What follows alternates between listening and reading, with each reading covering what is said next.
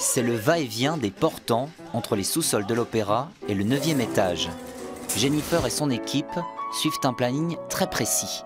Chaque artiste, qu'il soit membre du chœur, musicien ou soliste, doit passer entre leurs mains expertes.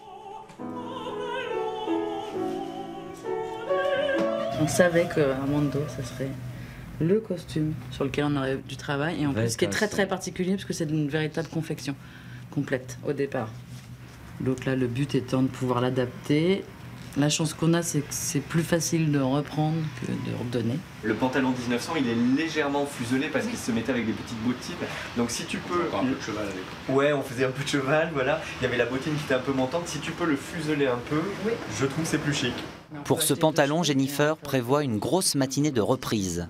Assistée de Marie et d'Angélique, la chef d'atelier va ainsi ajuster les 7 tenues des solistes ainsi que celles de tout l'orchestre. Car oui, le chef et ses musiciens vont porter des kimonos.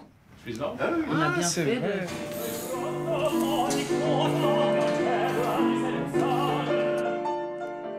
Et pendant ce temps, c'est sur le plateau qu'éclairagistes et machinistes s'affairent. Le décor, arrivé en pièces détachées de Limoges, où le spectacle a été créé, doit être monté en quelques jours. Une vingtaine de techniciens est mobilisée. Vous avez vu un peu le puzzle que c'est. Tout est en petits morceaux, c'est des éléments voilà, qui peuvent rentrer dans des camions. Donc tout est calpiné, dimensionné en tout cas. Et c'est un petit jeu de construction, un petit mécano. Alors là, nous avons 2 jours et demi de montage de décor. On a une journée de réglage lumière, une après-midi de réglage vidéo, parce qu'il y a beaucoup de vidéos. Ça, c'est quand tout va bien, mais il peut y avoir des imprévus. Et c'est le cas pour la pièce maîtresse de cette mise en scène, un caisson représentant le studio dans lequel l'héroïne évolue. Oui, l'appartement de Butterfly est pas au bon étage en fait, on s'est trompé d'un étage. Non, il y a eu une petite modification dans la hauteur de l'appartement, donc on est en train de redessiner vite fait les plans, réadapter.